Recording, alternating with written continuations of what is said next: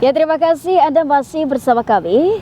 Pemirsa, Dinas Pendidikan Kota Banjarmasin telah menerbitkan surat edaran tentang libur bulan Ramadan 1445 Hijriah, yang pada hasilnya seluruh sekolah TK hingga SD kelas 3 libur total, sementara kelas 4 hingga 6 akan mengikuti pesantren Ramadan yang juga diikuti oleh siswa SMP.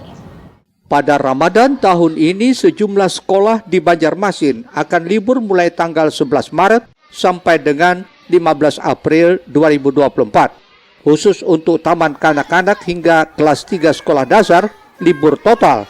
Sementara untuk kelas 4 hingga 6 dan SMP akan melaksanakan pesantren Ramadan selama 3 hari dari tanggal 13 sampai dengan 15 Maret 2024. Kegiatan pesantren Ramadan tersebut diserahkan sepenuhnya kepada masing-masing sekolah sesuai alokasi waktu yang sudah diprogramkan. Selama Ramadan, pihak sekolah menghimbau seluruh murid untuk melaksanakan kegiatan belajar mandiri di rumah melalui pengawasan orang tua, di samping memperbanyak kegiatan keagamaan di musala atau masjid sekitar dengan membawa buku kegiatan yang ditandatangani pengurus sebagai tambahan nilai untuk mata pelajaran agama Islam. Di tanggal 11 sampai dengan 9 April itu libur 3 hari. Ya, setelah itu nanti dilanjutkan dengan 12 sampai 13 April 2024 itu melaksanakan pesantren kilat. Dan untuk nanti libur total itu dari TK kelas 1 sampai kelas 3 SD. Nah, jadi itu libur total dari tanggal 13 sampai 15 April sampai 15 Maret. Nah, jadi itu libur total. Berarti kalau yang kelas 1 sampai kelas 3 itu kan ada pesantren kilat Pak lah? Ya, enggak ada. Hanya 456 tambah SMP.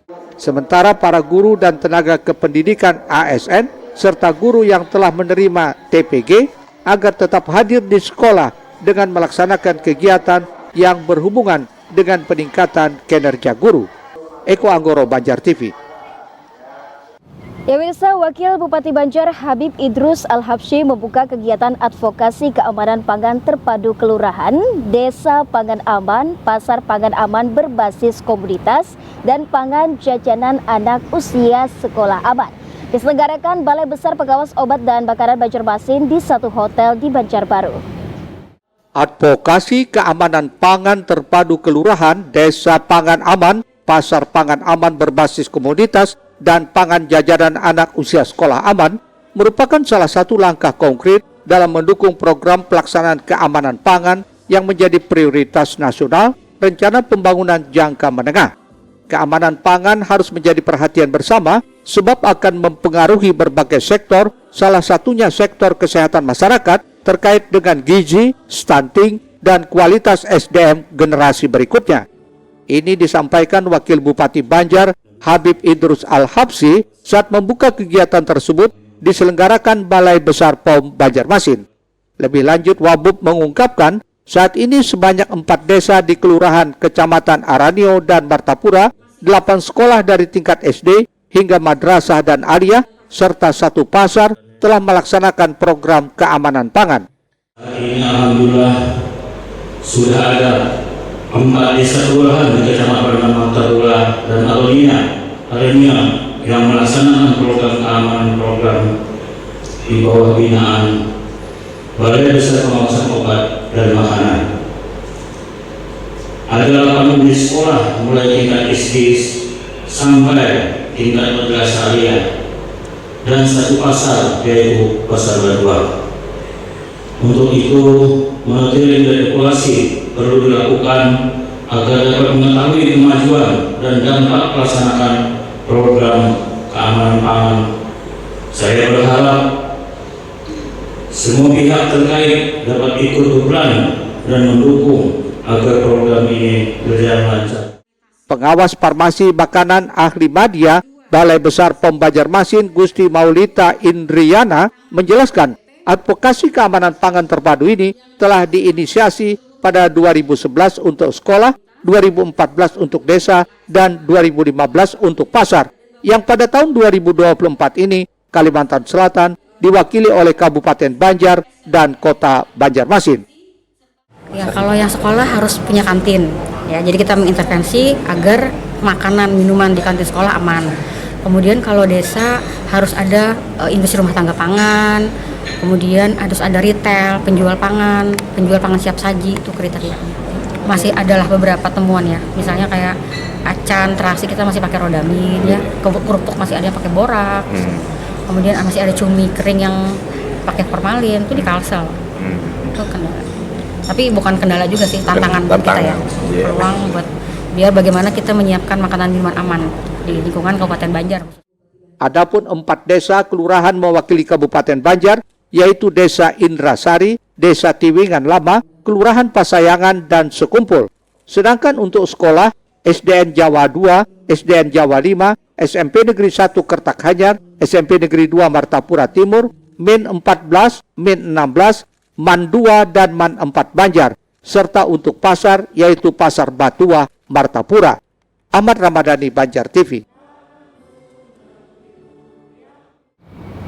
Selanjutnya pemirsa, pemerintah Kota Banjarmasin melalui Dinas Ketahanan Pangan, Pertanian dan Perikanan DKP 3 bersama tim penggerak PKK Kota Banjarmasin mengadakan gerakan tanam cabai dalam rangka memperingati Hari Kesatuan Gerak PKK ke-52. PKK Kota Banjarmasin turut berpartisipasi memeriahkan Hari Kesatuan Gerak PKK tingkat nasional, kali ini dengan melaksanakan gerakan tanam cabai secara hibrid di Pendopo DKP 3 Senin 4 Maret 2024. Selain itu, PKK juga berencana untuk memantau sejumlah tanaman obat keluarga, kolam ikan, sayur-sayuran, dan tanaman anggrek. Ketua TP PKK Banjarmasin Siti Wasila berharap kegiatan tersebut dapat memotivasi ibu-ibu pengurus PKK baik di tingkat kota, kecamatan, hingga kelurahan untuk bisa menghidupkan taman hati PKK di sekretariat masing-masing. Selain itu, istri wali kota ini mengajak pengurus dan warga memanfaatkan pekarangan rumahnya untuk menanam cabai. Hal ini sebagai langkah antisipasi jika sewaktu-waktu harga melonjak di pasaran. Mudah-mudahan ini semakin menyemangati ibu-ibu pengurus PKK kita dari kota, kecamatan, kelurahan untuk menghidupkan taman hatinya PKK di sekretariat masing-masing dan juga mengajak warga untuk mau menanam cabai. Kita tunggu hasil panen cabai dari ibu-ibu semuanya ya. Adapun tema HUT ke-52 kali ini ialah bergerak bersama PKK, mewujudkan keluarga sejahtera menuju Indonesia maju. Eko Anggoro, Banjar TV. Informasi lainnya pemirsa, jelang datangnya bulan Ramadan dan Idul Fitri tahun ini, sejumlah pelaku usaha kecil rumah tangga di Banjarbaru sudah mulai kebanjiran pesanan, salah satunya adalah Dapur Babe. Pelaku usaha industri rumah tangga UMKM Dapur Babe beralamat di Kompleks Surya Mas RT 21 RW 04 Blok C nomor 4 Kelurahan Sungai Besar Banjarbaru Selatan kini mulai kebanjiran pesanan dari berbagai penjuru kota di Kalimantan Selatan. Usaha industri rumah tangga ini sudah memulai kegiatannya sejak tahun 2014 lalu. Sekarang telah mampu mempekerjakan 10 orang warga dari lingkungan sekitar rumahnya. Pemilik usaha bernama Erawati ini saat ditemui Banjar TV menyatakan kesibukannya kini mengolah kue kering untuk memenuhi pesanan pelanggan dari luar kota. Disebutkannya pula di antara pesanan datang dari Batu Licin, Kota Baru, Kandangan, Tanjung, dan lainnya. Bahkan ada juga pesanan datang dari luar Kalimantan Selatan. Lebih lanjut, Erawati menjelaskan untuk memenuhi pesanan tersebut, ia harus mempekerjakan sejumlah warga sekitar rumahnya. Adapun produk olahan Dapur Babe sedikitnya ada 11 macam, diantaranya seperti nastar, putri salju, semprit, sagu keju, dan banyak lagi yang lainnya. Itu saya dengan modal yang minim waktu itu mencoba membuka peluang usaha, yaitu membuat kue kering, khususnya pada saat menjelang-jelang hari besar seperti Lebaran dan Natal. Alhamdulillah setiap tahunnya pesanan kue kering ini alhamdulillah selalu meningkat. Untuk jenis kue keringnya jenis apa aja? Adapun jenis kue kering yang kita jual seperti nastar, putri salju, semprit, kemudian ada choco chip, kastengel, dan ada beberapa varian kue kering lainnya. Dan selain itu juga kita menyiapkan pesanan hampers lebaran. Sedangkan untuk harga relatif bervariasi mulai dari Rp52.000, Rp62.000, Rp77.000 hingga Rp170.000 untuk setiap toples dalam kemasan 250 gram. Sarpani melaporkan untuk Banjar TV. Pemirsa, usai jeda berikut ini, tingginya kasus penyakit ginjal di Kalsel. Informasinya kami hadirkan sesaat lagi.